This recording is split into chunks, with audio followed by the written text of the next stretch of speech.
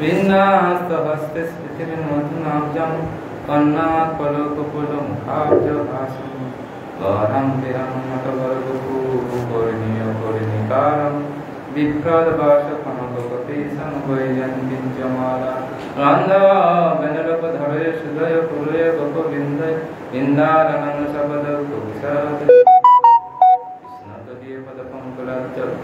विश्रुतमानसराजहंस प्राणपणय समकपवर्तै कीर्तै कण्ठवरधरणं शरणं कुतस्तु हे कृष्ण करुणा सिन्धु दीनबन्धो जगत्पते गोपेश गोपिकान्तो राधाकान्तो दासनिवासाय नित्याय परमात्मने बलभद्र सुभद्राभ्यां जगन्नाथाय राम रामचन्द्राय रामभद्राय वेदसे रघुनाथाय नाथाय सीताय पते दक्षिणे लक्ष्मणधामे वामते जानकीशुभ पुरतम मार्तिञ्जस्य तं नमामि रघुत्तमम्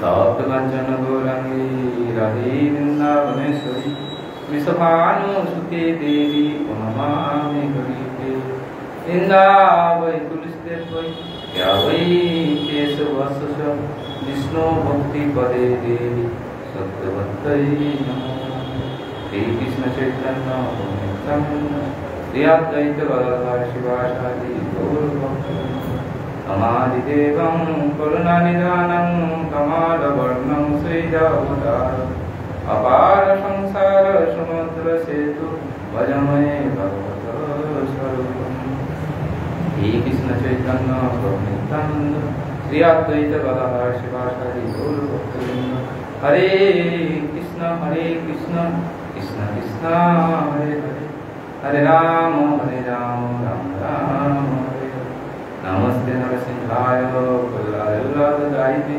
हिरण्यकशिपुरिवक्षशिलाटं नारायण नमस्कृत्य नरं चैव नरोत्तमं देवीं सरस्वतीं व्यासं ततो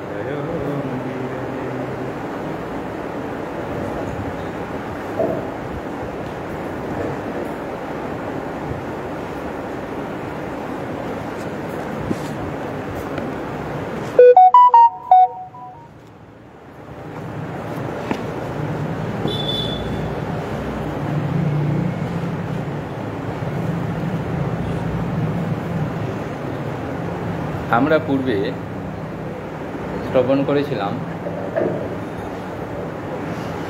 যে গৃহস্থ আশ্রম সম্বন্ধে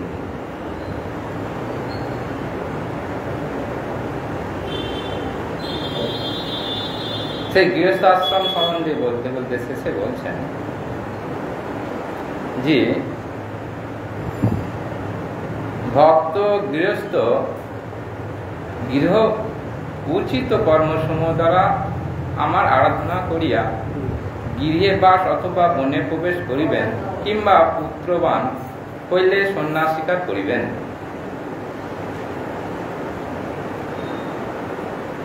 যে গৃহস্থ স্তৈন ক্ষুদ্র বুদ্ধি সম্পূর্ণ বিবেক শূন্য ও পুত্রবিদ্যা আদি সন্ধানরত হইয়া গৃহস্থে আশ্রিত হন তিনি অহং মম জ্ঞানে আবদ্ধ হইয়া থাকেন। অহো আমার বৃদ্ধ পিতা মাতা শিশু সন্তান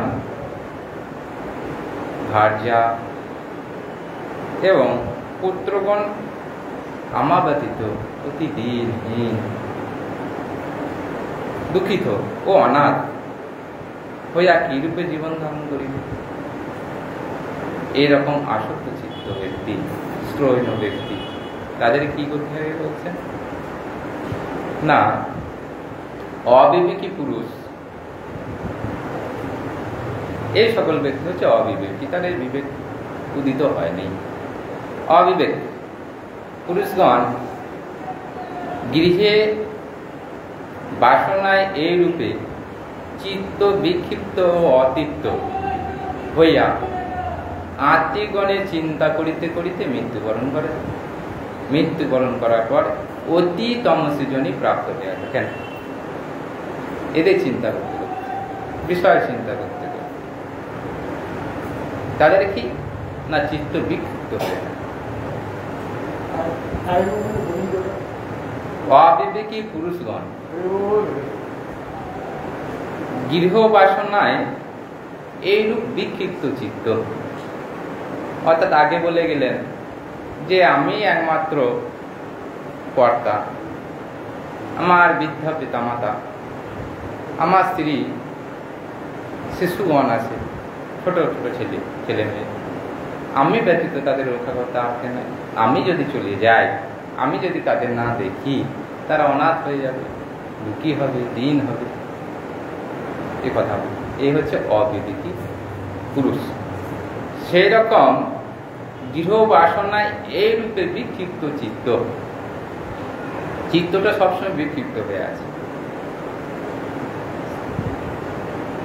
আমি আমার এই চিন্তা করতে করতে, বিষয়, ধন, টাকা পয়সা, আত্মীয় স্বজন, এই বাবা মা, এইসব চিন্তা করতে করতে চিত্তটা কি সবসময় বিক্ষিপ্ত হয়ে আছে।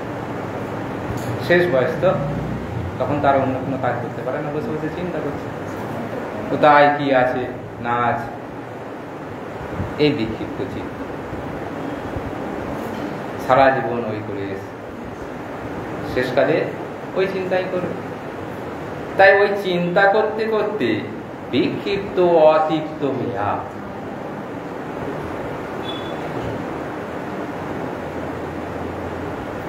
মৃত্যুর পরে কি হয় না অতি তামসী জনি প্রাপ্ত হয়।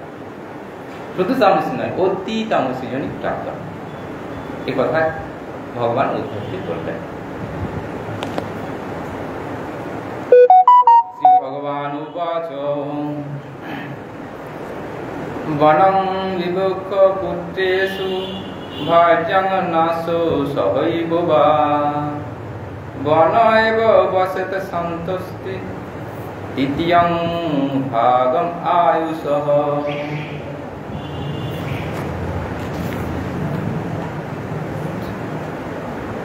ভগবান বলিলেন যে বানপ্রস্থ অভিলাষী ব্যক্তি পুত্রগণের নিকট ভার্যাকে রক্ষা করিয়া অথবা ভার্যার সহিত শান্ত চিত্তে জীবনের তৃতীয় ভাগ বনে অবস্থান করিবে। তৃতীয় ভাগ, যে জীবন তার তিন ভাগ করলে, চতুর্ভাগ করলে তৃতীয় ভাগ বলছে। সেই তৃতীয় ভাগ কি করবেন না বনে গমন করবেন।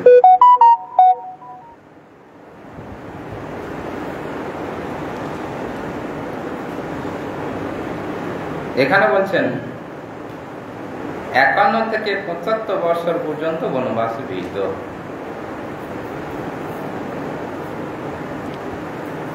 50 বনবাসে তখনকার নিয়ম ছিল, শাস্ত্র এই বিধান দিয়েছিলেন। বনে যেতে হবে 50 বছর পর বনে যেতে হবে। স্কন্ধমূলয় ফলয় বনয় মেধৈ বিদ্যৈ প্রকল্পয়ে বসিত বলকলং বাসতি নপন্না জিনানি বা। সেই বনে কিভাবে বসবাস করবেন সে কথা বলছেন।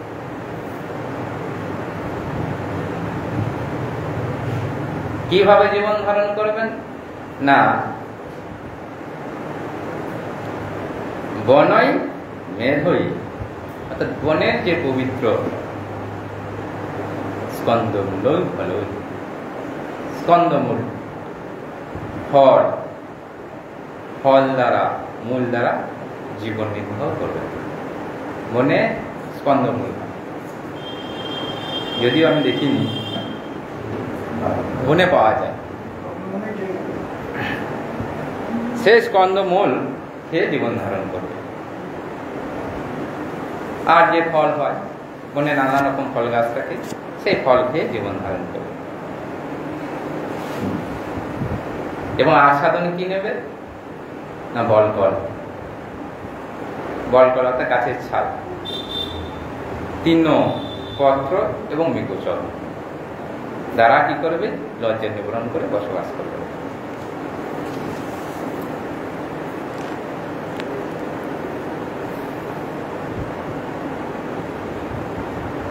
কেশরমনকমস্মুম মলানি বিভূয়াৎ দত না ধাবেৎ অপসু মজ্জেত ত্রিকাল স্কন্দিলে শয়ন।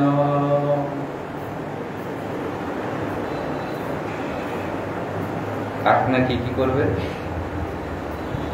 না কেশ, লোম, নখ, অশ্ম অর্থাৎ গোমদারি ও গাত্রমল ধারণ করিবে, ওগুলো কাটা যাবে না, চকচকে হওয়া যাবে না, সব ধারণ করবে। দন্ত ধাবন করিবে না অর্থাৎ দাঁত মাজবে না। ত্রিকাল স্নান করিবেন এবং ভূমিতে শয়ন করিবে, 3 বার স্নান করবে, ভূমিতে শুবে।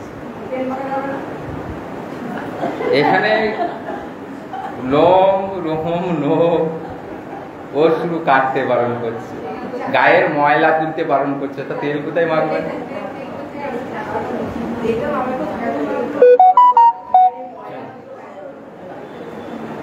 অর্থাৎ দন্ত ধাবনও করিবে না। শাস্ত্রে যে বিধান দিয়েছে ওটা অযৌক্তিক নয়, বনে বাস করার উপযুক্ত বিধান ওইটা। যারা এই শাস্ত্র রচনা করেছেন আপনার মতো আমার মতো অযোগ্য ব্যক্তি নয়, তারা ত্রিকালদর্শী, তত্ত্বদর্শী, তারা সেগুলো রচনা করেছেন, কেউ সাধারণ ব্যক্তি নয়। তারা এগুলো জেনে বুঝে সেইভাবে তার দর্শন শাস্ত্র দিয়ে সেগুলো দেখিয়েছে। দর্শন কি? দর্শন অর্থাৎ দেখাকে দর্শন বলে। যথার্থ দর্শন কি না এই জড় দর্শন অতীত হইয়া তার যে দোষ গুণ বিচার করে ভগবানের কাছে নিয়ে যায়, সে হচ্ছে তত্ত্ব দর্শন। দর্শনের উদ্দেশ্য তাই। এই জড় দর্শন করছে না, এই জড় দেখছি বটে, কিন্তু দর্শন তা নয়, এর ভিতরে কি আছে সেটা দর্শন, সেইগুলো হচ্ছে দর্শন।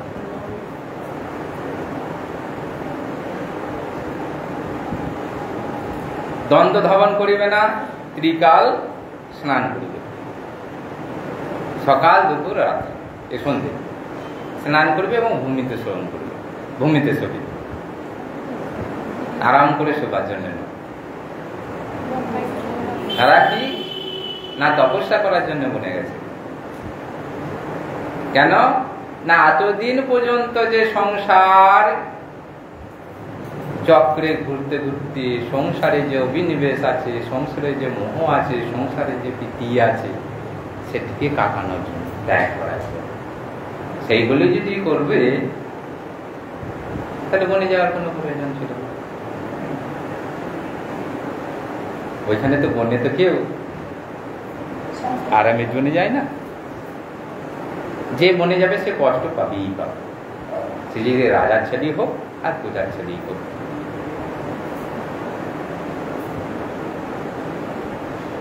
গ্রীষ্মে তপেত পঞ্চাগ্নিন বর্ষাসু আষাঢ় জলে আকণ্ঠ মগ্ন শিশির এবং বিদ্যস্তপচরে। আর কি করবেন এইবার বলছি যে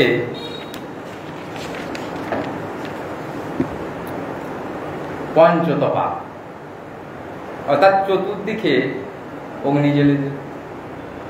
বন্যে তো কাষ্ঠের অভাব নেই, চারদিকে অগ্নি জ্বেলে দেবে।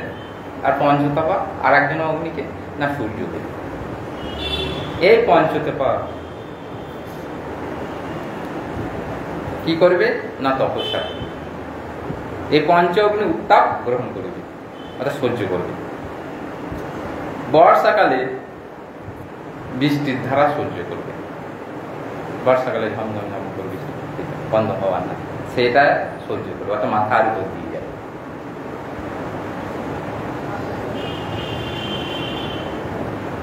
এবং শীতকালে জলে আকণ্ঠ নিমজ্জিত থাকবে, গলা পর্যন্ত জলে ডুবে থাকে শীতকালে।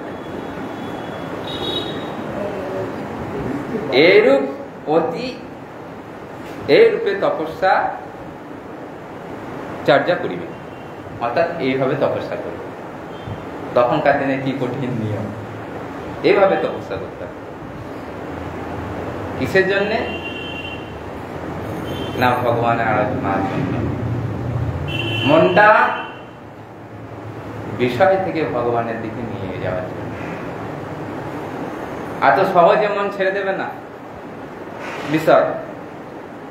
মন ছাড়া বিষয় ব্যতীত মন থাকে না, মন ব্যতীত বিষয় থাকে, দুটো অঙ্গাঙ্গিক হবে। সেখান থেকে আলাদা করতে হবে, ওটা এত সহজ ব্যাপার না। সেই জন্য তপস্যার বিধান দিয়েছে। শাস্ত্রে বলছেন না যে আরাধিত হরি তপস্যা তো কেন, যদি না আরাধিত হরি তা তপস্যা তো কেন। অন্তর বহি হরি তা তপস্যা তখন না, অন্তর বহি তপস্যা তো কেন। তপস্যা কি জন্যে? না ভগবান আরাধনার জন্যে। অন্তরে এবং বাহিরে যদি হরিকেই না দেখা গেল তাহলে তপস্যা তো কেন। তপস্যা করা কি প্রয়োজন? তপস্যাটা কি জন্যে? ওই অন্তর্বাহী ভগবানকে দেখার জন্য আর ভগবানের আরাধনা করার জন্য এই তপস্যা। তপস্যাটা কার জন্য? সংসারের জন্য। সংসারের জন্য তো অত তপস্যা করে এলাম, দিন রাত খেটে এলাম, দিন রাত খেটে এলাম পুত্র সন্তানের জন্য, সংসারের জন্য। শেষকালে বলবে আমার জন্য কি করেছে বাবা। এই তপস্যাটা কার জন্যে? তপস্যাটা আরাধনা হবে ভগবানেরই জন্য। তবে যে তপস্যা সার্থকতা হবে। সংসারের জন্য আরাধনা করলে, তপস্যা করলে সেটা নিষ্ফলই হবে।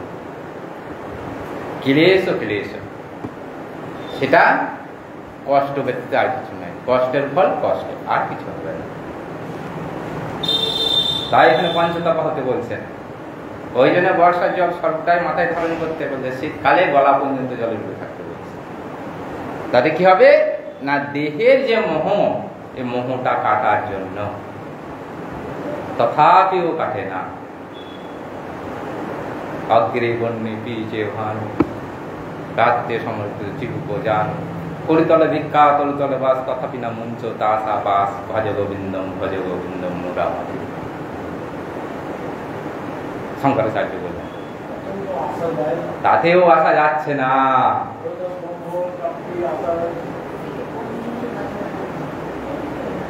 এটা শঙ্করাচার্য লিখতেন। তাহলে এই যে জড় আশা, জড় বাসনা ত্যাগ করতে হবে, তাহলে তাকে কতটা কঠিন তপস্যা করা দরকার, তবে যে এখান থেকে। ওই জন্য এত কঠিন নিয়ম দেওয়া আছে। এমনি এমনি বলে দেয় না শাস্ত্র, এমনি এমনি ঋষিগণ বলে যাননি। এর উদ্দেশ্য আছে বহু দূরে। আমরা তো সামনেটুকু দেখতে পাই, কিছুটা দেখতে পাই না। আর তারা ত্রিকালদর্শী, ভূত ভবিষ্যৎ বর্তমান। অগ্নিপক্কম সমসেয়ৎ কালপক্কম অথাপি বা, উলুখল অস্মকুট্ট বা দন্ত উলুখল এব বা। অগ্নিফল, অগ্নিপক্ক অন্যান্য দ্বারা, অর্থাৎ অগ্নির দ্বারা পাচিত রন্ধন, অন্ন ব্যঞ্জনে, অথবা কালপক্ক ফল আদি ভক্ষণ করিবে। অর্থাৎ বিভিন্ন ঋতুতে বিভিন্ন ফল হয়, সেই সময় পাকে, সেই ফল খেয়ে জীবন ধারণ করবে।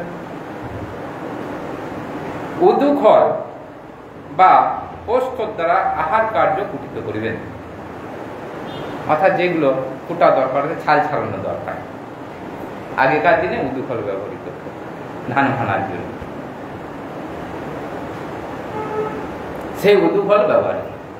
কিসের? না অশ্ম অর্থাৎ পাথরে। যদি সেটাও না হয় কি করবে না দন্ত দ্বারা উদুফলের কার্য করবে, দাঁতের দ্বারা উদুফলের কাজ করবে। বন্যে তো আর উদুফল পাওয়া যাবে না, তাই কি দাঁতটাই উদুফল হিসেবে কার্য করতে হবে, উদুফলের কাজ করতে হবে। স্বয়ং সঞ্চুনয়া সর্ব আত্মন বৃত্তি কারণম দেশ কাল বলাভিভোগ নাদোদিতা নাদাহিতম। দেশ কাল ও বল বিচারপূর্বক তৎ অনুসারে স্বীয় জীবিকা সাধনের উপযোগী সর্ববস্তু স্বয়ং আহরণ করিবেন।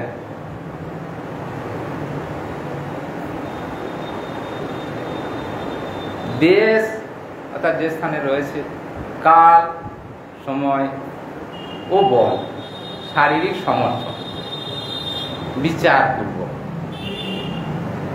তৎ অনুসারে স্বীয় জীবিকা ও সাধনের উপযোগী সর্ববস্তু স্বয়ং আরোহণ করিবেন। অন্য কাউকে বলে দিতে হবে না যে এটা আমার এনে দাও, ওটা আমার লাগবে, নিজে করবে। কেমন করবে না নিজের সামর্থ্য অনুযায়ী, দেশ কাল পাত্র অনুযায়ী বিচারপূর্বক স্বীয় জীবিকা ও সাধনের উপযোগী সর্ববস্তু স্বয়ং আরোহণ করিবেন।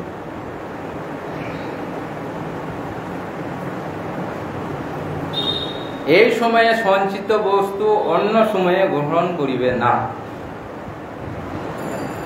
যে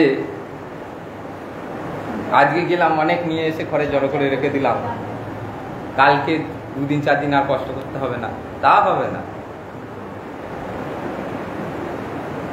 কত কঠিন নিয়ম, তা হবে না।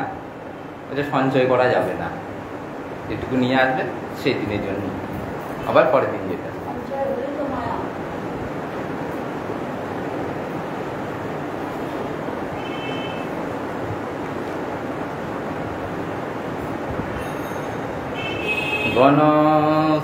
বনস্বরূপোড্ডাশয় নির্বাপয় কালচোদিতান না তৃষতেন পশুনা মাং জরেত বন্যাশ্রমী। এই বানপ্রস্থ অবলম্বনমণি পুরুষ বনজাত নিবারাদি শস্য অর্থাৎ সময় অনুযায়ী যে সে শস্য হয়ে থাকে, সে শস্য দ্বারা কি করবে না কালোক্ত ধর্মসমূহ আচরণ করিবেন, পরন্তু শ্রুতিবিহিত পশু মাংস দ্বারা আমার আরাধনা করিবে না। পশু মাংস দ্বারা আরাধনা করবে, শস্য ধারায় সে দ্বারাই আমার আরাধনা করিবে। অর্থাৎ অঘ্রাণ মাসে ধন্য আদি পাকিলে তাহার দ্বারাই আমার ভজনা করিবেন, পশু মাংস দ্বারা নয়। আর কি করবেন? অগ্নিহোত্রম চ দশস্য পুণ্যমাসিস্য পূর্ববৎ চাতুর্মাসানি চ মুনিরাম্মানাতানি চ নৈ গময়ি।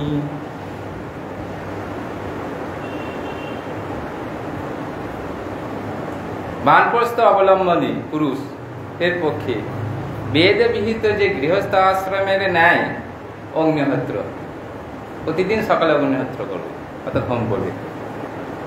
10 মাস কি না চন্দ্র ও সূর্যের সঙ্গমকালে অর্থাৎ সমরাশিতে চন্দ্র সূর্য দর্শন হয় বলিয়া দর্শক অমাবস্যা পালন করবে। পূর্ণমাস এটাও একটা বিধান আছে, সেই বিধান অনুযায়ী কি ধর্মাচরণ করবে। পূর্ণমাসে যজ্ঞ আছে একটা, চাতুর্মাস, এই যে আমাদের সামনে আসছে চাতুর্মাস, এই চাতুর্মাস পালন করবে।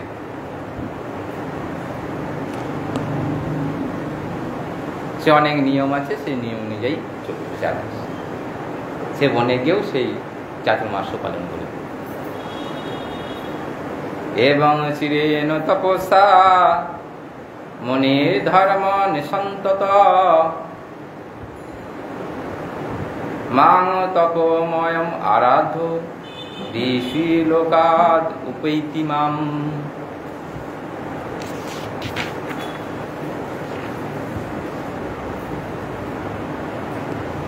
এই রূপে যাবজ্জীবন তপস্যার অনুষ্ঠান দ্বারা হীন দেহ, সূক্ষ্ম মাংস, শিরা সংকুল গাত্র মুনি তপরূপী আমার আরাধনা পূর্বক ঋষিলোক হইতে আমাকে প্রাপ্ত হইয়া মুক্ত হয়ে থাকেন।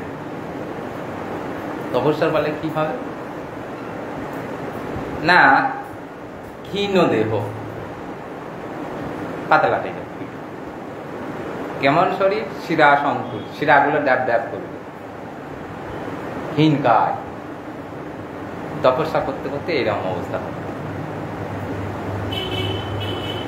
এই তপস্যা রূপে আমার আরাধনা পূর্বক ঋষিলোক হইতে অর্থাৎ মহলোক হইতে আমাকে প্রাপ্ত হবে।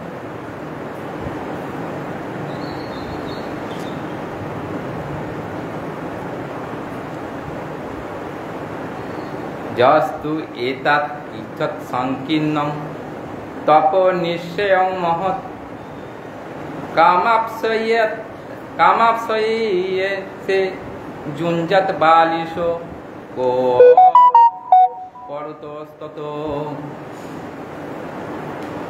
যে ব্যক্তি মোক্ষ ফলজনক এই মহাকষ্ট সঞ্চিত উত্তম তপস্যাকে স্বর্গ আদি তুচ্ছ কামভোগের জন্য নিয়োজিত করেন, তাহার অপেক্ষা অধিক মূর্খ আর কেহই নাই।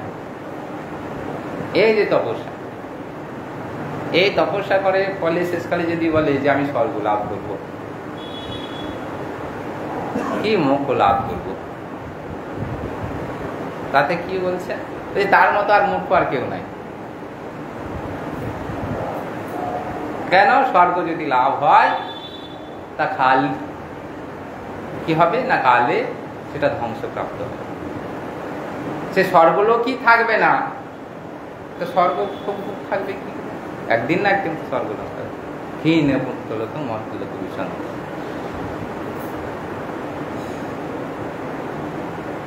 পুণ্য ক্ষয় হয়ে গেলে আবার মর্তে গমন করতে, আবার কষ্ট সহ্য করতে হবে। আর যদি বলো যে আমার পুণ্য ক্ষয় হবে না, আমি স্বর্গেই থাকবো, মেনে নিলাম, কিন্তু স্বর্গটাই তো নষ্ট হয়ে যাবে, স্বর্গটাও তো ধ্বংসপ্রাপ্ত হয়ে যাবে। তখন কি করবে? স্বর্গই যদি না থাকবে তখন তো আর স্বর্গে থাকতে পারবে, স্বর্গে সুখ থাকবে কি? অতএব সেখান থেকে পতন নিশ্চিত। এই তপস্যা করে যদি ভগবানের আরাধনা না হলো, যদি এই জড় সুখের জন্য এই তপস্যাকে স্বীকার করে নিলাম, সে মূর্খ। যদি না আরহিত হরি তো তপস্যা তো কি, তাহলে তপস্যা তো কোনো মূল্যই রইল। সেটাই বলছেন, স্বর্গ আদি তুচ্ছ কাম ভোগের জন্য নিয়োজিত করে, তাহার অপেক্ষা অধিক মূর্খ আর কেউ নাই। তার মতো মূর্খ আর কেউ নেই। কঠিন তপস্যা করে সুখ একটু, লাভ কি হল? কিছুই।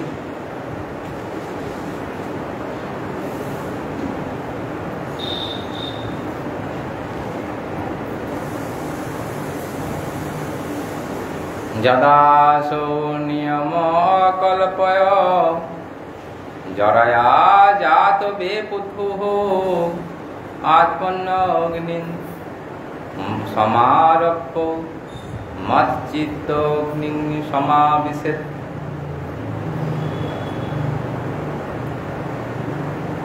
আর কি বলছেন? যদি মনে ব্যক্তি সন্ন্যাসকালে পূর্বেই জরা নিবন্ধ কম্বিত দেহ ও স্বধর্ম অনুষ্ঠানে অসমর্থ হন, দেখা গেল যে সন্ন্যাসকালে পূর্বে সন্ন্যাস নেবেন সেই কালেই দেখা গেল যে তার শরীর খারাপ হয়ে গেল, জরাজীর্ণ হয়ে গেল, কম্পিত দেহ, মতো সোজা হয়ে দাঁড়াতেও পারে না, কম্পিত করে বল, পাহাড় কাঁপছে, বয়স হলে যে হয় সেরম হয়ে গেছে, স্বধর্ম অনুষ্ঠানে অসমর্থ, যে সন্ন্যাস ধর্ম গ্রহণ করবে তার জন্য কিন্তু সমর্থ হলেন না, শারীরিকভাবে সমর্থ নয়, তাহলে কি হবে না, তা হইলে আত্মমধ্যে অগ্নিসাধ্য কর্মসমূহ আরোপ পূর্বক মতগত চিত্তে অগ্নিতে প্রবেশ করিয়া দেহ ত্যাগ করিবেন। বোঝা গেল এটা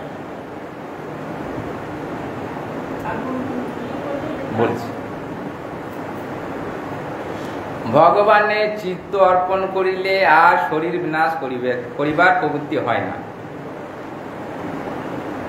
যাহারা ভোগ প্রবৃত্তি প্রবণ হইয়া শারীরিক ক্লেশে জর্জরিত হন, তাহারা শরীর বিনাশ করিবার জন্য অগ্নিতে প্রবেশ করে। ভগবানে চিত্ত অর্পণ করিলে আর শরীর বিনাশ করিবার প্রবৃত্তি হয় না, পরন্তু কৃষ্ণ নাম সংকীর্তনের দ্বারাই ভবদাবাগ্নি নির্বপন্ন হয়, অর্থাৎ সংসার জ্বালা ত্রিতাপ জ্বালা এটা কথা। যদি কৃষ্ণ নাম সংকীর্তনের দ্বারাই সেই ভবদাবাগ্নি নির্বপন হয়, এই অগ্নি প্রবেশের কথা বলছে।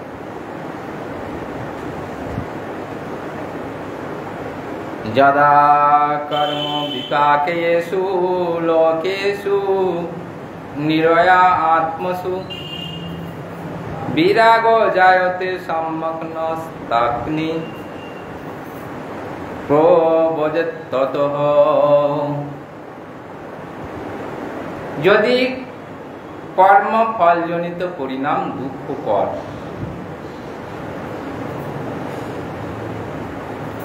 কর্মফল জনিত পরিণাম, কর্মের দ্বারা যা ফল উৎপন্ন হয় সেটা কি না দুঃখকর, সেটা সাময়িক সুখপদ হলেও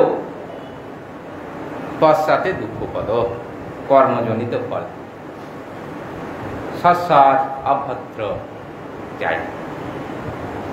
কর্মের ফল কি না সব সময় অসৎ ফল, অর্থাৎ কষ্টপ্রদ।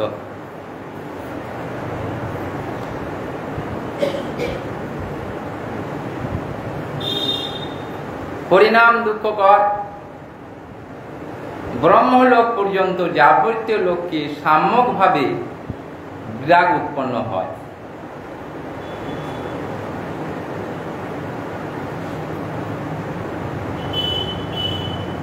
কর্মফলজনিত পরিণাম দুঃখকর। ব্রহ্মলোক পর্যন্ত যাবতীয় লোকে সাম্যকভাবে বিরাগ উৎপন্ন হয়, তা হইলে অগ্নি পরিত্যাগ পূর্বক বানপ্রস্থ হইতে সন্ন্যাস গ্রহণ করিবে।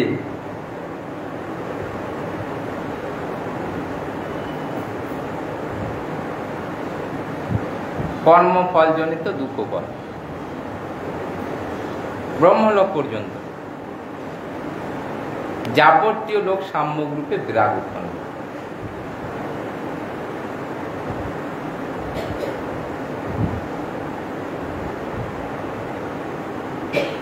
আগেই কালকে আলোচনা হচ্ছিল, অরণ্য পাঠ করছিলেন যে বিভিন্ন জনার প্রবৃত্তি বিভিন্ন রকম, বিভিন্ন জনার বিষয় পিপাসা বিভিন্ন রকম, তাই শাস্ত্র আমাদের বিভিন্ন দেবদেবীর উপাসনার কথা বলে আছেন। কখনো শিবের আরাধনা করতে বলছেন, কখনো উমাদেবীর আরাধনা করতে বলছেন, কখনো অষ্টদেবের আরাধনা করতে, যার যেমন চাহিদা থাকে সেই রকম আরাধনা করতে বলছেন। সেই অনুযায়ী সেই লোক লাভ করবে। কিন্তু সেগুলো সবই কি বলছেন না এককালে দুঃখপ্রদ। এই ব্রহ্মলোক পর্যন্ত যাবতীয় লোকের সাম্যক বিরাগ উৎপন্ন হয়, তা হইলে অগ্নি পরিত্যাগ পূর্বক বানপ্রস্থ, অগ্নি পরিত্যাগ অর্থাৎ কর্মত্যাগ, বানপ্রস্থ হইতে সন্ন্যাস গ্রহণ করিবে।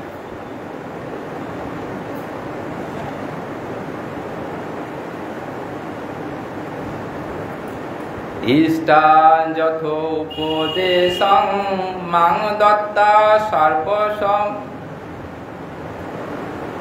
বৃত্তি যে অগ্নি ন সপ্রাণং আবেশ নিরপেক্ষ পরিবজেত।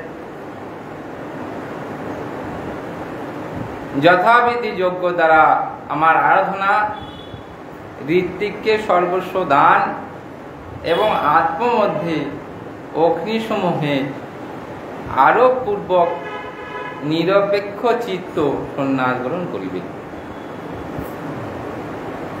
যথাবিধি যোগ্য দ্বারা আমার আরাধনা করিবে এবং ঋত্বিককে সর্বস্ব দান, আমার যা আছে সব ঋত্বিক, যারা যোগ্যটুকু করছে তাদেরকে সব দিয়ে দিল ভাগবতকে, দিয়ে নিজের বলতে আর কিছু রইল না। যদি নিজের কিছু রেখে সন্ন্যাস গ্রহণ করি তাহলে সন্ন্যাস হবে না, আরাধনা হবে না।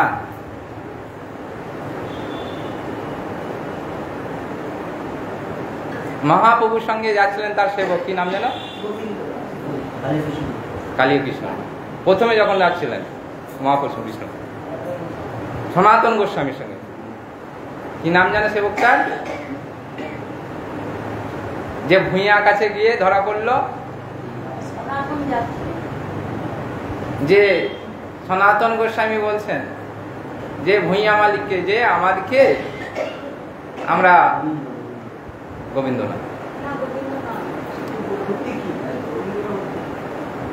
যে আমরা রাজপথে যেতে পারবো না, রাজার লোক আমাদেরকে ধরে নিয়ে চলে যাবে, তা আমাদেরকে এই পাহাড়টা টপকে দাও, এই পাহাড়ি পথ আমরা জানি না। তখন ভূঁইয়া মালিক বললেন যে রাত্রে তো পার করা সম্ভব না, সন্ধ্যা হয়ে আসছে, তা কাল সকালবেলায় পার করে দেবো, এখন এখানে বিশ্রাম করো। সে ভূঁইয়ার কাছে একটা হাত গণিতা ছিল, সে আগেভাগই বলে দিতে পারতেন যে কার কাছে কি আসছে কি আসছে। তিনি হাত গুনে দেখে নিয়েছেন যে 8টা মোহর আছে।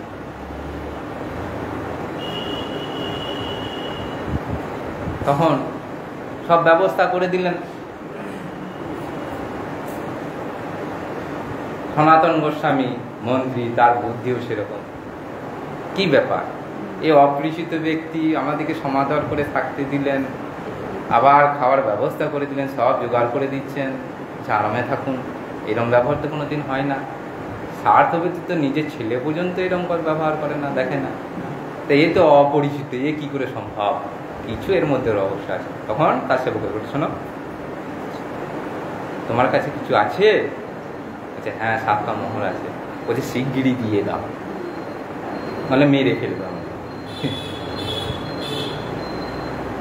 তখন সনাতনকে দিয়ে দিলেন, সেই সনাতন সে ভূঁইয়া, এই যে আমাদের কাছে এই 7টা মোহর ছিল,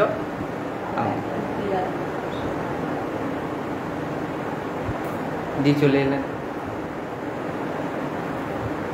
চলে আসে না, তখন বলছে তোমাদের কাছে আরো এখনো একটা মোহর আছে, এখনো একটা আছে, আজকে রাত্রে তোমাদেরকে মেরে আমি ওগুলো নিয়ে নিলাম। ভালোই হলো, দিয়ে দিয়েছি, তোমাদেরকে আর মারতে হলো না, পাপ করতে হলো না, যা আমি মোহর নেবো না, কালকে আমি পার করে দেবো।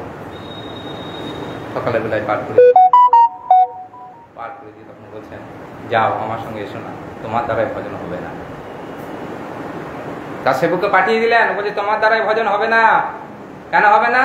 তোমার এখন অর্থ পিপাসা যায় নাই, মোহ যায় নাই, এখন অর্থের উপর নির্ভর আছে, এখনো ত্যাগ করতে পারেন, অথবা আমার সঙ্গে এসো না। ফিরিয়ে দিল।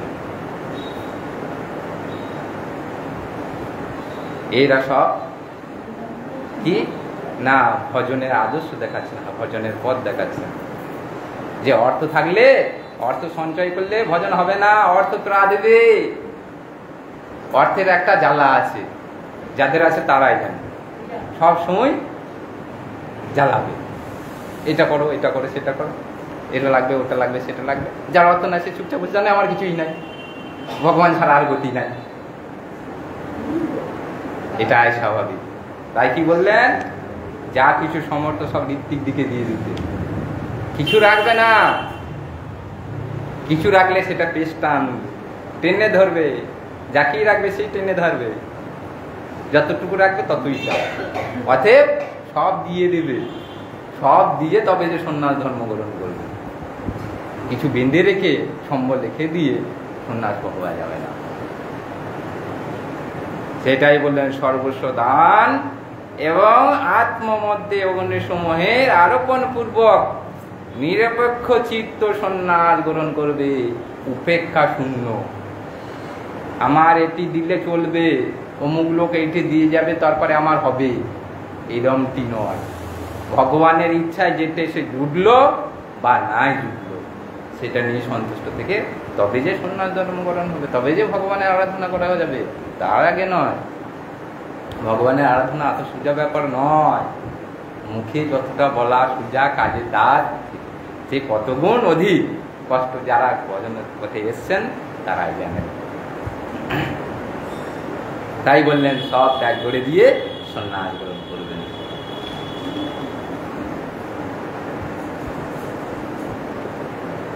বিপ্রসবৈ সন্ন্যাসত দেবাদারাদিরূপিণঃ বিঘ্ন কুর্বন্তি অয়ং হি अस्मन् আক্রম সমিয়াৎ পরম।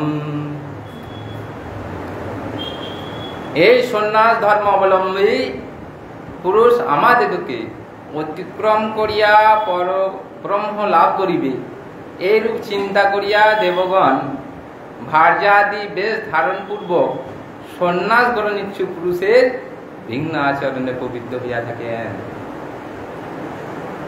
দেবতারাও বিঘ্ন সৃষ্টি করতে আরম্ভ। কেন না, কি বলছেন না, যদি ভগবানের আরাধনা করে তাহলে দেবলোককে অতিক্রম করে দেবলোকে পদার্পণ করে তিনি পেয়ে চলবে। তারা অনন্ত সুখে অসীম আনন্দে তারা প্রাপ্ত হতে চলেছে। তাই কি করেন, এরূপ চিন্তা করিয়া দেবগণ ভার্যাদি বেশ ধারণ পূর্বক, দেবগণ ভার্যাদি বেশ ধারণ পূর্বক তার কাছে উপস্থিত। কেন, তার ভজনে বাধা করার জন্য। আমাদিকে টপকে চলে যাবে, এটা তো হতে পারে না। আমাকে কেউ অতিক্রম চলে যাক, আমার মাথায় কেউ পা দিয়ে চলে যাক, আমি কি চাই? কেউ চাই না। ঘরে উঠতে গেলে পায়ে ধরবে টিপে, যাতে আমার নিচে থাকে। সেই রকম দেবতাগণও চান না যে আমাদিকে টপকে আর উপরে চলে যাক। আমরা সত্য গুণের অধিকারী আর মনুষ্য রজতম গুণের অধিকারী, সে ব্যক্তি আমাদিকে অতিক্রম করে চলে যাবে, এটা মানা যায়? তাই দেবতাগণরা তারা কি করে না, বিঘ্ন করে, বিঘ্ন সৃষ্টি করে। কিভাবে না, স্ত্রী রূপ ধরে এসে উপস্থিত হয়, যে এরকম সংকল্প করতে চলেছে বা সংকল্প করছে।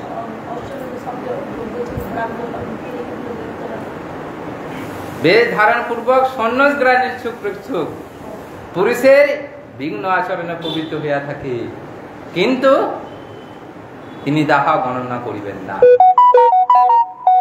যারা সন্ন্যাস গ্রহণ করবে তাহা গণনা করবে না, তাদের দিকে ফিরেও তাকাবে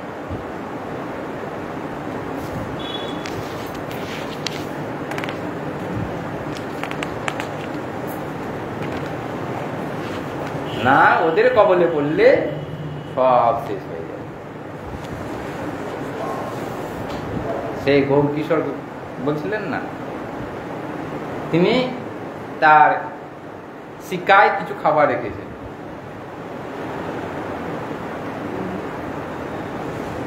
কোন স্ত্রী এসে দেখেছেন বাবাজি মহারাজ কোন ওটা নামিয়ে খেতে যাচ্ছে, বলছে মহারাজ ওটা খাবেন না, খাবেন না। কেন, কি হয়েছে? না, ওইটা সাপ একটা চেপেছিল। ওইখানে অবস্থান ফেলেই মারা যাবে। বা বাড়ি বলে মাছ দূর সেখান থেকে, কেন না এ বড় সাপ, এই খাবার খেয়ে আমার এক জন্ম নষ্ট হবে। কিন্তু স্ত্রীর ছবলে পড়লে আমার যে কত জন্ম বিগত হবে তার হিসাব নাই, কতদিন যে মা মুয়ে পড়ে থাকবো তার সীমানা নাই। এই হচ্ছে ব্যাপার। তাই স্ত্রী রূপ ধরে এই যে যারা ভগবানের আরাধনা করব বলে সংকল্প করেছে, সন্ন্যাস গ্রহণ করবো বলে সংকল্প করেছে, তাদের এসে দেবতা কোনো বিঘ্ন করে নানান ভাবে, নানা প্রলোভন দেখিয়ে এত সহজে ছেড়ে দেবে না।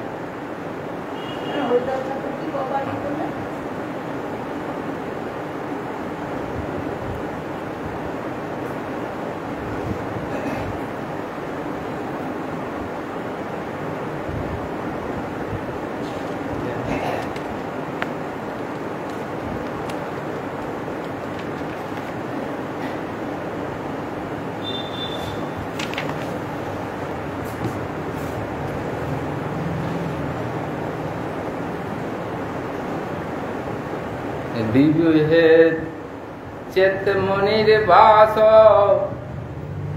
কবিন আচ্ছদনং পরম তক্তান দণ্ড পাত্র ভ্রমণনাথ কিঞ্চি দানাপদী।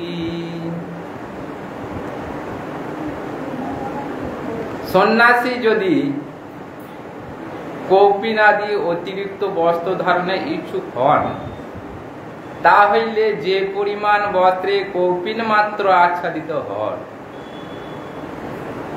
তৎপরিমিত বস্ত্রই ধারণ করিবেন, বেশি নেওয়া যাবে। কৌপিনটুকু যেটুকু হয় সেইটুকু কাপড়ই রাখতে পারবে, ওর বেশি নয়।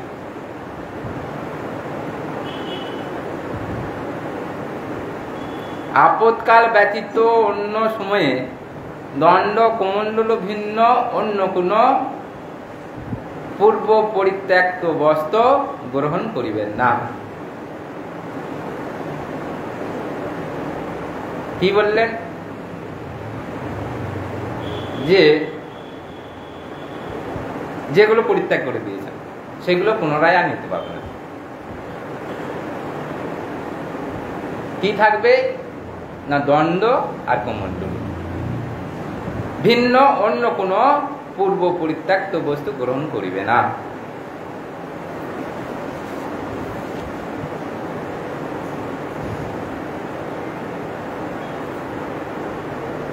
দৃষ্টি পুতং নশেত পাদং বস্ত্র পুতং বিপদ জলাম সত্যং পুত্তা বদেবাচং মন পুতং সমাচারেত।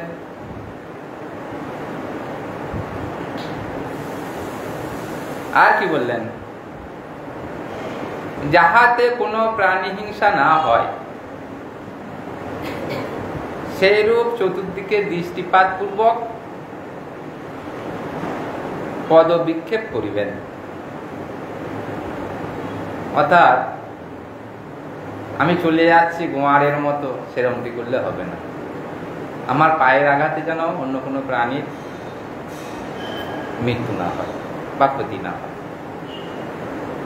যাচ্ছি অযথা, হাতে একটি লাঠি রয়েছে, সাইডে গাছগুলো ভাঙতে ভাঙতে চলে গেল, করি তো তাই আমরা ছিঁড়তে ছিঁড়তে চলে গেল, ওরকমটি না। যাতে কোনোরূপ প্রাণী হিংসা না হয় বা অন্যের কোনো অনিষ্ট না হয় সেইরূপ চতুর্দিকে দৃষ্টিপাত পূর্বক পদনিক্ষেপ করিবেন। বস্ত্রখণ্ড রাদিত বিশুদ্ধ জল পান করিবে। যে যোগপট্ট থাকে, এই যোগপট্ট দ্বারা ছেঁকে জল খাবে। যদি ছেঁকে জল না, তখন তো সব পুকুরে জল খেতেন, নদীতে জল খেতেন। জলের মধ্যে অনেক প্রাণী থাকে, ওই জন্য বলছেন যাতে অন্য প্রাণী ভক্ষ না হয়ে যায়, তাই জলকে ছেঁকে খাবে। সত্যপুত বাক্য বলিবেন, সত্য কথা বলবেন, এবং পুত অর্থাৎ মঙ্গলজনক, কল্যাণজনক কথা বলবেন। সত্য কথা বলছি বলে যা নাই তাই বলে দেবো সেরকম ঠিক কিন্তু নয়। সত্য অপুত্য মঙ্গলজনক, সত্যটা যাতে ওর মঙ্গল হয় সেই রকম ভাবে বলবো,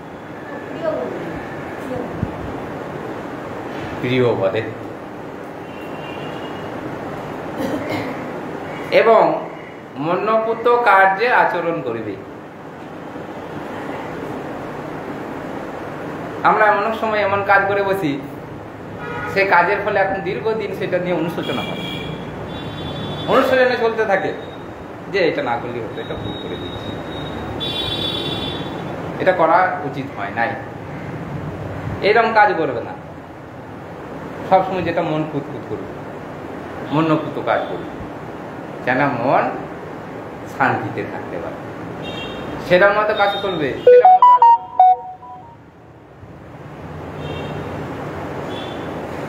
মনপুত কার্য আচরণ করিবেন, তাহলে কি হবে না ভগবানের ভজনে সহায় হবে।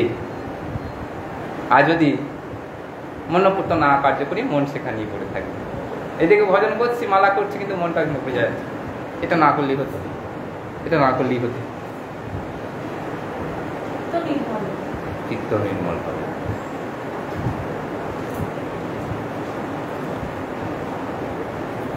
মৌনাহীনা নীলায়ামা দণ্ডাবাগ এদহৎ চেতসাম না হেতে যশ সন্তঙ্গ বেনুর্ভীর্ণ ভবেৎ জ্যোতিহি। হে উদ্ধব, যে সন্ন্যাসীর মৌন, বৃথা চেষ্টা শূন্য ও প্রাণরূপ বাক্য, দেহ ও চিত্তের সংযম নাই, তিনি কেবলমাত্র ত্রিদণ্ড ধারণের দ্বারা সন্ন্যাসী নামে পরিচিত হইতে পারে না বলে দিলেন। একটা লাল কাপড় পরে নিলাম, একটা যোগবট্ট গলায় ঝুলিয়ে নিলাম, আর সন্ন্যাসী হয়ে গেলাম, তো সন্ন্যাসী কত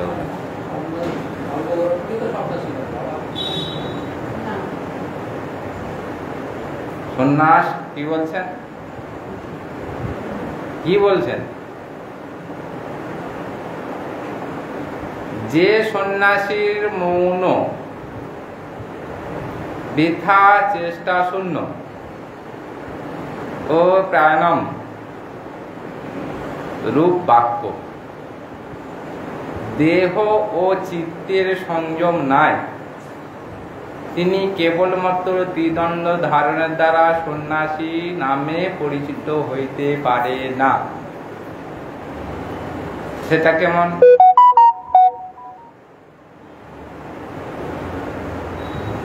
যেমন বাগদণ্ডরূপ মৌন, যা মন গেল তাই বলে দিলাম, কোন নিয়মে ধার ধারলাম না, যাকে যেটা বলা উচিত নয় তাকে সেটা বলে দিলাম, যেটুকু প্রয়োজন তার অতিরিক্ত বক বক বক বক করতেই লাগলাম, ওইরকম হবে না। যেটুকু বলা প্রয়োজন ঠিক ততটুকুই। এটা কি না মৌনবত, অর্থাৎ বাক্যের সংযম, বাক্যদণ্ড। অনীহা অর্থাৎ কর্মত্যাগ, কর্মস্পৃহা, সেটা ত্যাগ।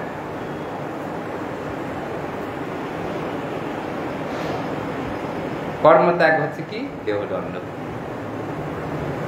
স্বাভাবিকভাবে আমাদের প্রবৃত্তি আছে কিছু না কিছু করার, চুপচাপ বসে থাকতে পারি না।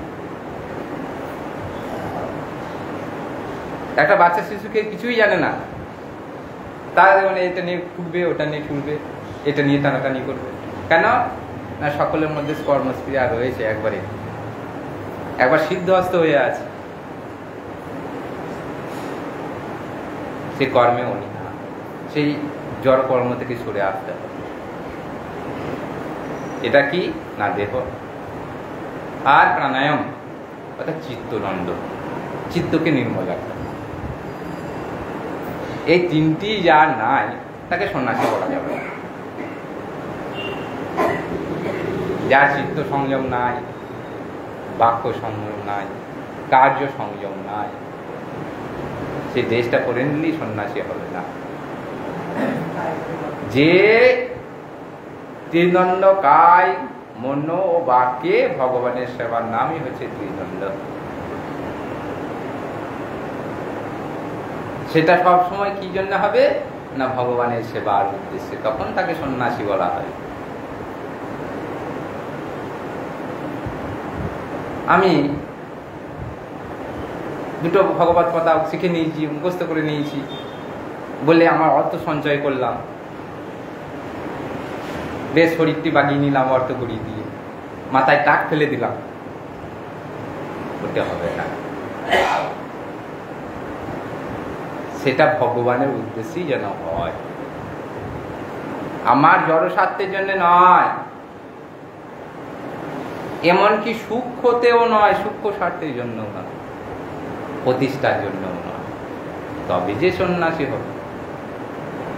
দেখা যাচ্ছে সন্ন্যাসী বেশ ধারণ করেছি, আর আমি চিন্তা সঞ্চয় করে যাচ্ছি জড়সুখের জন্য,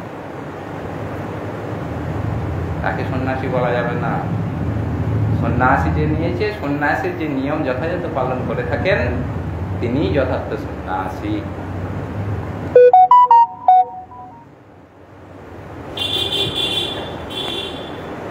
ভিক্ষাং চাতুর্যং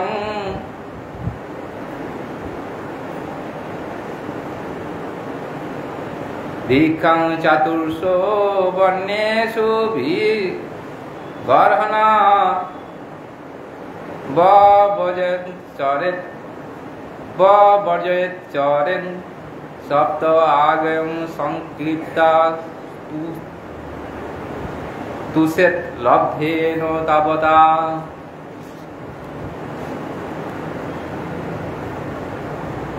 চতুর্বর্ণ মধ্যে অভিশপ্ত পতিত প্রভৃতি নিন্দনীয় ব্যক্তিগণের গৃহ ব্যতীত অনির্দিষ্ট সপ্তগৃহে ভিক্ষাচর্যা করিবেন, এবং তা হইতে যাহা লাভ হয় তাহাতে সন্তুষ্ট থাকবে। কি কঠিন সন্ন্যাসীর কথা বলছি। সন্ন্যাসী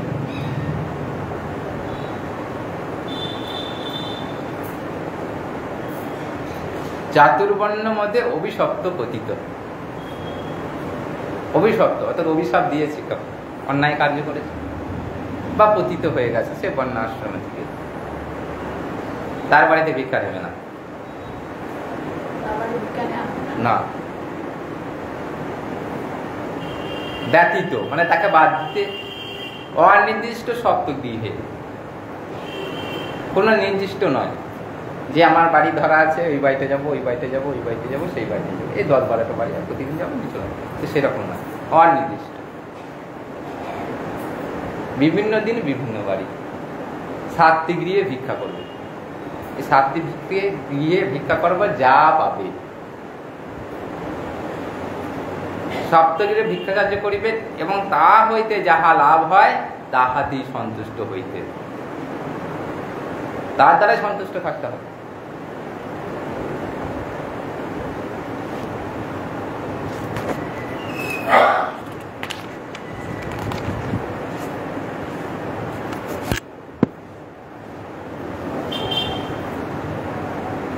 বহি জলাশয়ং গত্তা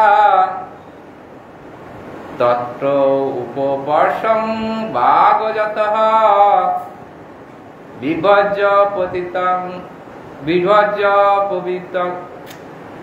বিভজ্য পাবিতং শেষং ভুঞ্জতা অশেষং আর্হিতম। অন্তর্গ্রামের বাহির দেশে জলাশয়ে গমন পূর্বক স্নান আচমন করিয়া প্রক্ষালনাদি দ্বারা বিশুদ্ধ অন্নকে বিষ্ণু পবিত্র উদ্দেশ্যে যথাযথ ভাগ করিয়া অবশিষ্ট নিঃশেষ রূপে ভক্ষণ করিবে, যেগুলো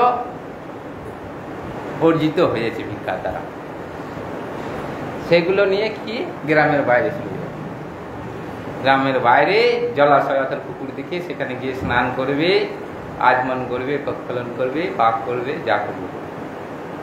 করার পর বিষ্ণু প্রভৃতি উদ্দেশ্যে, অর্থাৎ বিষ্ণু, সূর্য ইত্যাদি পূজা যে নিয়ম আছে সেই অনুযায়ী ভাগ করার পর অবশিষ্ট যেটুকু থাকবে সেটুকে গোপন করবার থাকবে।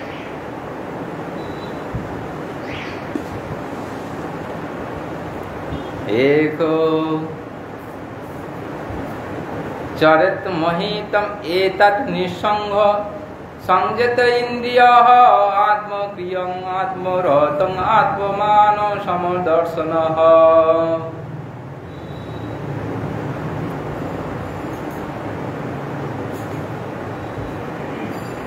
सन्यासी आत्म मध्य क्रियाशील, आत्मसंतुष्ट, धीर, संयत इंद्रिय, निसंग ও একাকী হইয়া পৃথিবীতে ভ্রমণ করিবেন। সন্ন্যাসী আত্মমধ্যে ক্রিয়াশীল, অর্থাৎ আত্মমান, আত্মাতেই আত্মসন্তুষ্ট।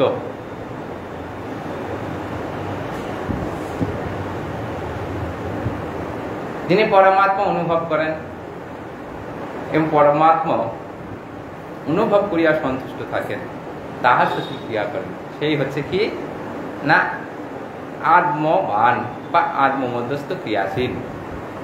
আত্মা আত্মতেই আনন্দ থাকে, অর্থাৎ আনন্দের জন্য বাইরের কিছু প্রয়োজন হয় না। ধীর ব্যক্তি, ধীর ব্যক্তি কি বিকার হেতু নতু বিক্রয়, বিকারের হেতু এসে উপস্থিত হলে যার বিকার হয় নাই সে ধীর ব্যক্তি। বিকারের বিভিন্ন কারণ থাকতে পারে, যে কোনো একটি কারণে সে আমাকে বিভ্রান্ত করতে পারে, কিন্তু তিনি বিভ্রান্ত হবেন না, সেই ব্যক্তি ধীর। সেই ধীর সংযত ইন্দ্রিয়, ইন্দ্রিয়গণকে সংযত করেছেন, অর্থাৎ আত্মবশ করে নিয়েছেন। না ইচ্ছা করলে সেদিকে যাবে না। আমরা তখন ইন্দ্রিয়ের বশ, ইচ্ছা না করলেও সেদিকে কানে একটু আওয়াজ এলো, সঙ্গে সঙ্গে মন বিক্ষিপ্ত হয়ে এখান থেকে ছেড়ে দৌড়ে দৌড়ে গেলাম, দেখি হচ্ছে আবার দিকে আসছে, কাতত হট্টগোল হচ্ছে, দৌড়ে চলে গেল। আমার ইন্দ্রিয় বশ নয়। সেরকম ইন্দ্রিয়ে যে বিষয় আছে, বিষয় এসে উপস্থিত হলেও তাতে মোহিত হবে না বা তার দিকে ধাবিত হবে না, সেই ব্যক্তি ধীর।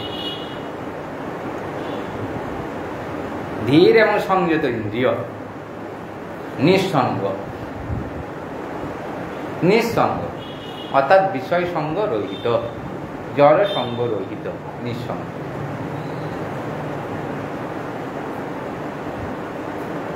এবং একাকী হইয়া পৃথিবীতে ভ্রমণ করবে, এক জায়গায় থাকবে না, পর্যটন করতে থাকবে।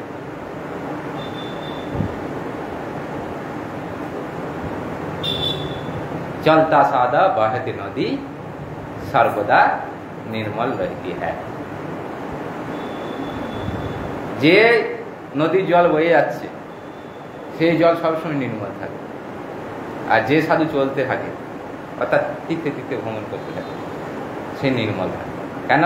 এক জায়গায় বসে গেলে সেখানে নানান সঙ্গ এসে উপস্থিত হবে, নানান দোষ গুণ এসে জুটবে। ওই জন্য কি বললেন যে একাকী পৃথিবী পর্যটন করবে।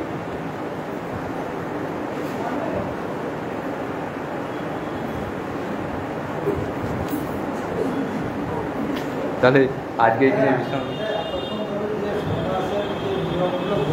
হ্যাঁ, এই যে একটা কবুতর থাকবে, টাকা পয়সা থাকবে না, জল ছেঁকে খাবে, আশা করো তোর পাঁচ মিনিট দান পাপ বৈষ্ণব আর কোনো জীব যেন না মরে যায়। আমাদের বহু টাকা পয়সা আছে, অনেক কৌশল আছে, অনেক কাপড় আছে, অনেক সোনা দানা সব কিছু আছে, তাহলে এগুলো কাজের জন্যই করবে। এগুলো তখন কাজ আছে।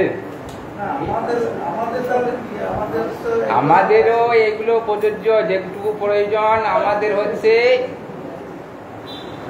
প্রয়োজনের অতিরিক্ত করা বলা নাই। একটা নিয়ম আছে সন্ন্যাসী, আমাদের যুক্ত বৈরাগ্য, যেহেতু এটা কলিকাল, যুক্ত বৈরাগ্য যেটুকু প্রয়োজন সেটুকু নিতে হবে। আমাকে যদি বলে দেয় এখন শীতকালে এক গলা জ্বলে থাকতে, আমার তারপর দিন আর দেখতে হবে না, তারপরে দিন হরি বল, তাহলে আর ভোজন হবে না, হরি বল হয়ে যাবে, আর দেখতে হবে না, সকালবেলায় হরি বল হয়ে যাবে।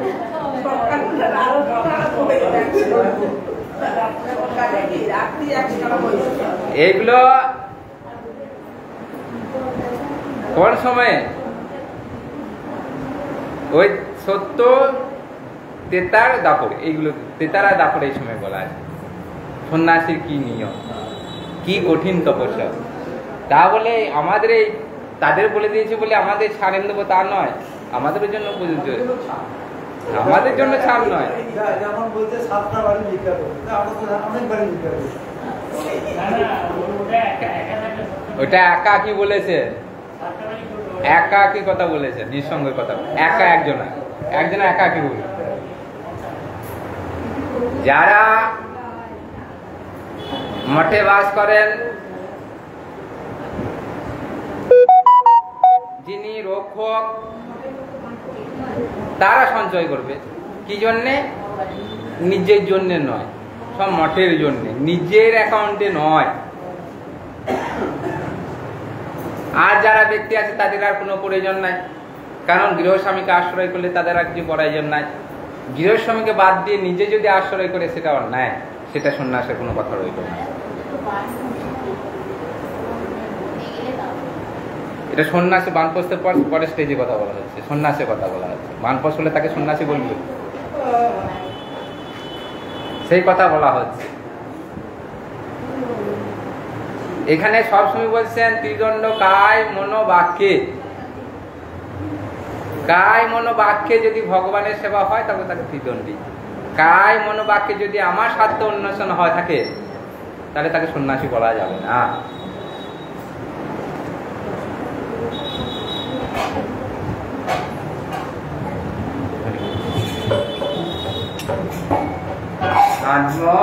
আত্মনিবেদন তোয়া পদে করি হইন পরম সুখী। আত্মনিবেদন তোয়া পদে করি হইন পরম সুখী। আত্মনিবেদন তোয়া পদে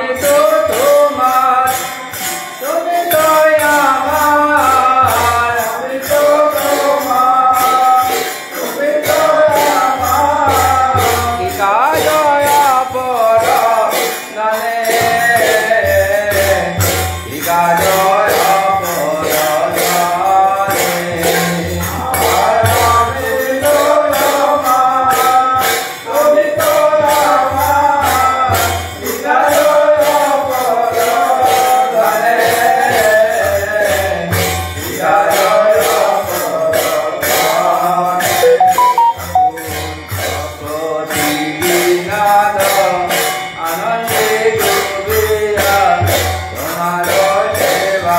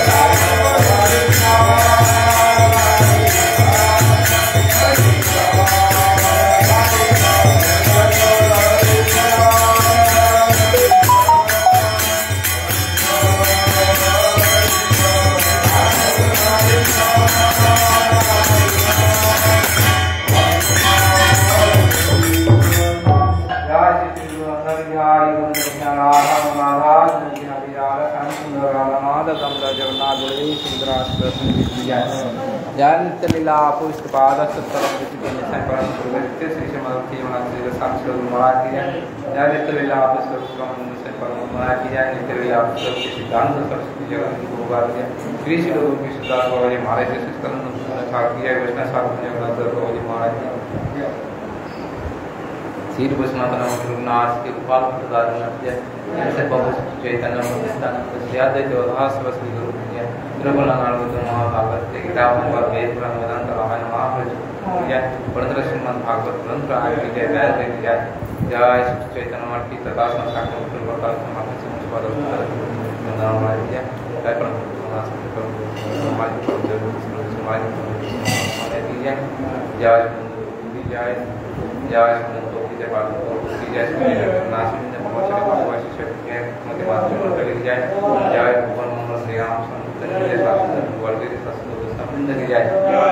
भक्तबिंद की जानी ताई गुरु हरि हरि